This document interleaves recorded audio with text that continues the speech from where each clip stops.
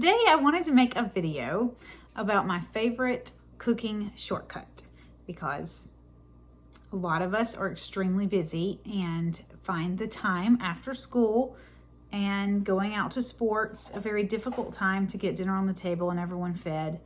It's hard. So this is a shortcut that I use. When I don't use it, I wish I used it.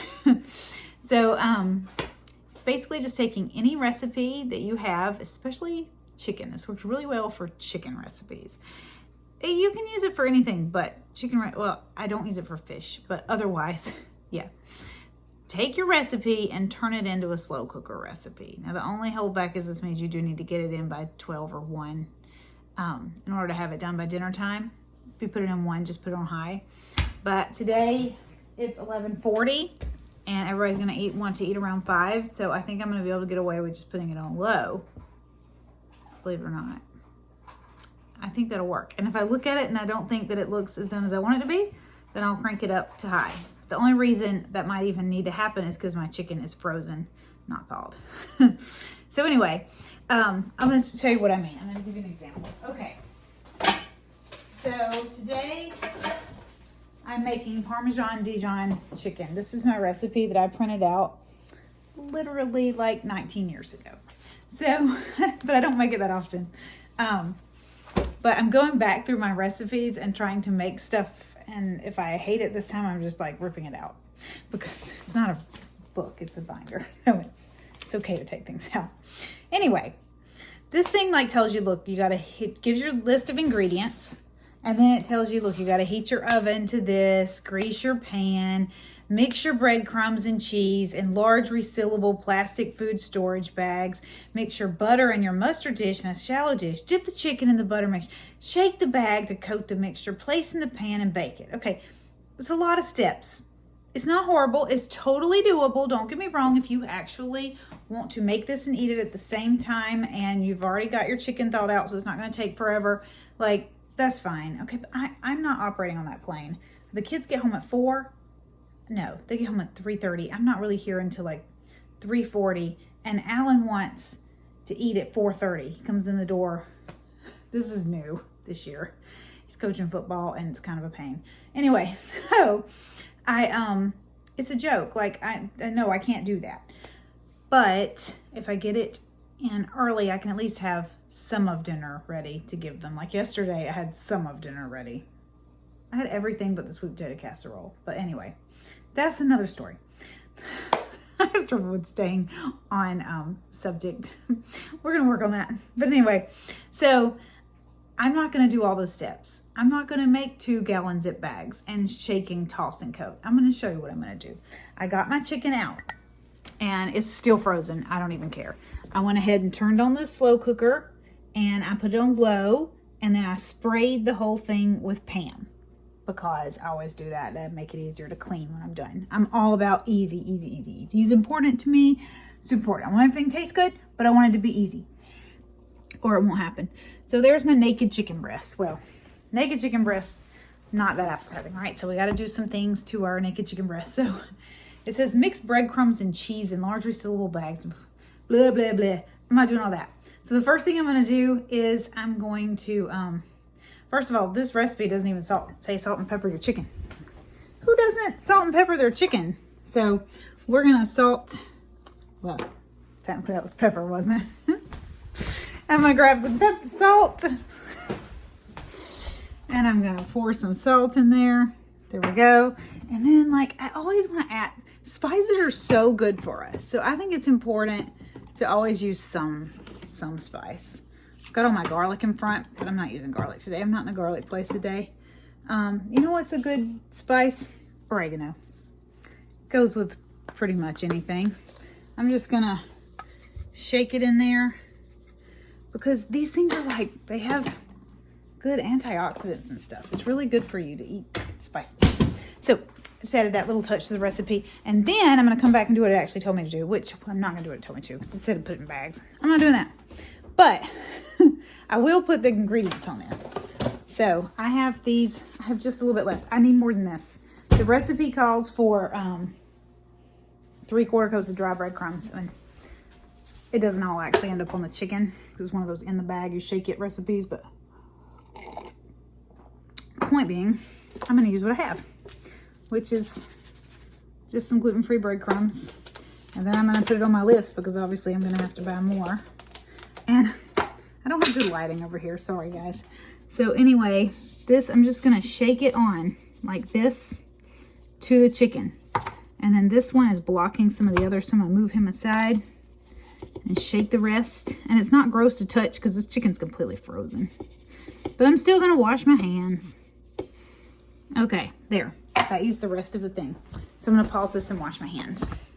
Okay, the recipe also calls for it to be shaken in Parmesan cheese, which I'm gonna use. I'm just gonna sprinkle it on top like I did the breadcrumbs. It said a 1/4 cup of grated Parmesan cheese. I've got the rest of this bag. This looks like a 1/4 cup. And if it's a little more, good, because cheese is delicious.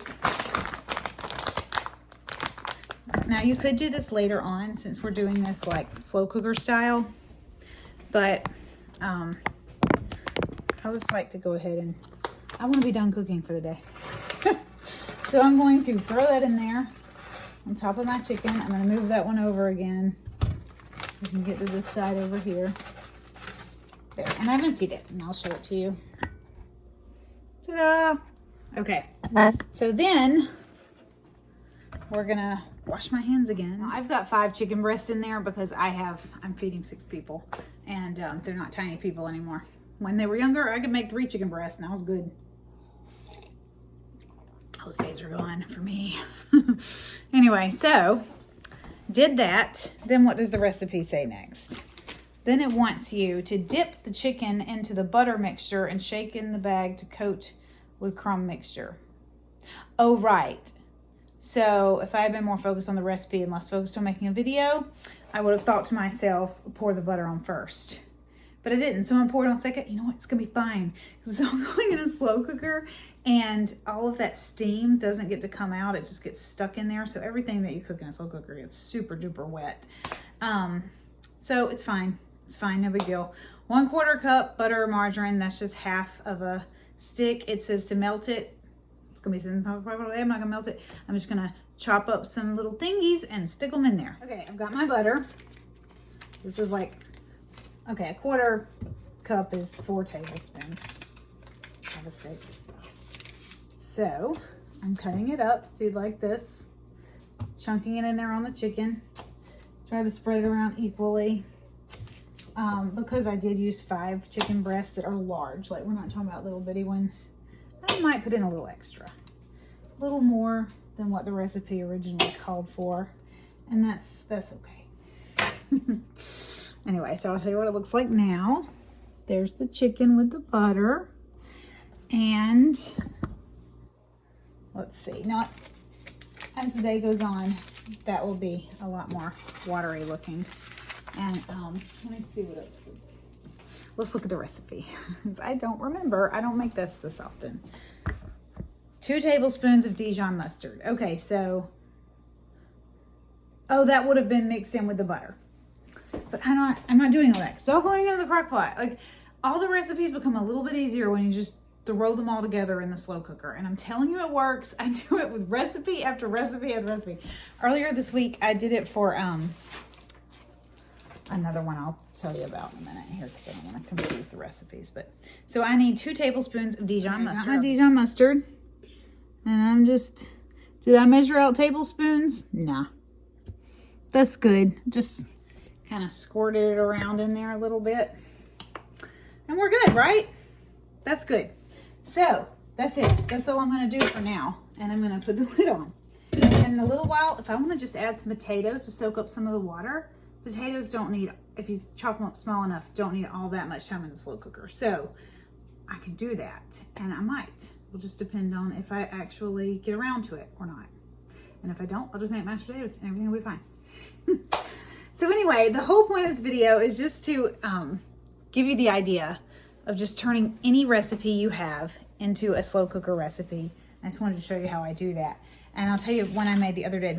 This is the biggest hit I've made in a while. Everyone was so excited. Everybody just loved this. And then I used the sauce from it. You know how when you eat something in the slow cooker, the next day, there's all that, not links. I got ahead of myself. When you eat something in the slow cooker and you take your food out, there's a lot of liquid left over, and it's like the sauce liquid, like it's good stuff. And so I just reserved that into a Pyrex dish, and then I poured it over my fish the next day because I had used a lot of lemon juice, so it went really well with fish. And we were having catfish, which is delicious. If you've never tried catfish, you should try it. Even if you just bake it in the oven with just some butter and lemon juice, maybe a little pepper and garlic on it. Oh, it's just so incredible. It doesn't even have to be breaded. It's just so good.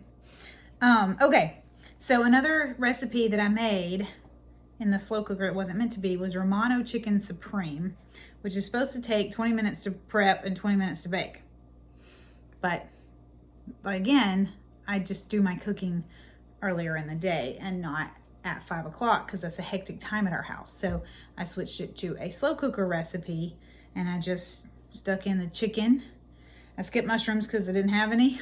I used lemon juice, garlic, basil, butter, chicken broth, orange juice, breadcrumbs, and Romano cheese. I was out of that, so I substituted it with Parmesan cheese. They're very similar. You can do that. And yeah, it turned out delicious. Like, the kids loved it. So I guess I should post my slow cooker recipe for Romano Chicken Supreme.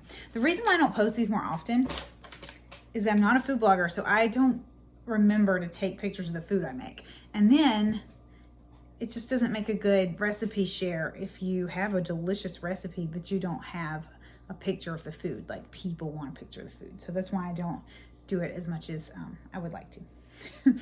Anyway, I hope you guys got something out of this video. I hope you try converting a regular recipe to slow cooker and see how it works for you. Feel free to make the Parmesan Dijon chicken. I do think the Romano Chicken Supreme is probably tastier, but that is because I love lemon juice. You could do it, I just didn't add lemon juice, but then you wouldn't need as much Dijon mustard because it has a lot of flavor too. Anyway, hope you guys are having a great day, and I guess I better get back to everything else I'm supposed to do.